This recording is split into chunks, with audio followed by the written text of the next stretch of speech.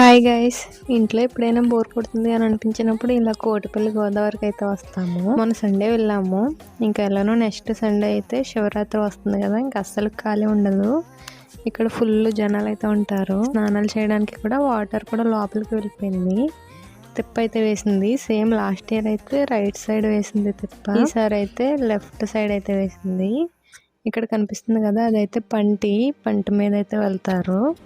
ఇక్కడ వాటర్ లేకపోవడం వల్ల చాలా దూరంలో అయితే పెట్టారు. ఇక్కడ శివలింగం ఉంటుందని అందరికీ తెలిసిందే కదా, ఇది కూడా కొత్తగానే కట్టారు. నా వీడియోని అందరూ చూస్తున్నారు కానీ లైక్స్ మాత్రం అస్సలు చేయట్లేదు. ప్లీజ్ లైక్ చేయండి వీడియోకి, అలానే సబ్స్క్రైబ్ కూడా చేసుకోండి. ఇంకా నెక్స్ట్ అయితే ఇక్కడ ఆంజనేయ స్వామి స్టాచ్యూ అయితే కడుతున్నారు పెద్దది. ఇంకా నెక్స్ట్ ఇటు సైడ్ అయితే పంటకి వెళ్ళే దారి. ఇక్కడ చూడండి, ఇటు సైడ్ అంతా వాటర్ అయితే ఫుల్గా ఉండేది, బట్ ఇదంతా తిప్ప అయితే వేసేసింది.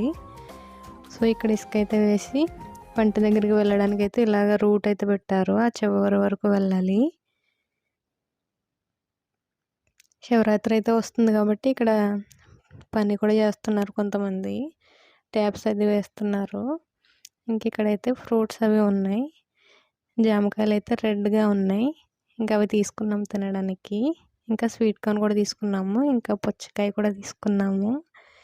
ఇంకా అన్ని రకాల ఫ్రూట్స్ అయితే ఉన్నాయి. నెక్స్ట్ ఈ కలర్ జ్యూస్ అయితే చాలా ఇష్టం నాకు. ఎక్కడికి వెళ్ళి ఇదైతే తాగుతాను నేను. అంతే. ఇంకా వీడియో వస్తే ప్లీజ్ లైక్ చేసి మన ఛానల్ని సబ్స్క్రైబ్ చేసుకోండి.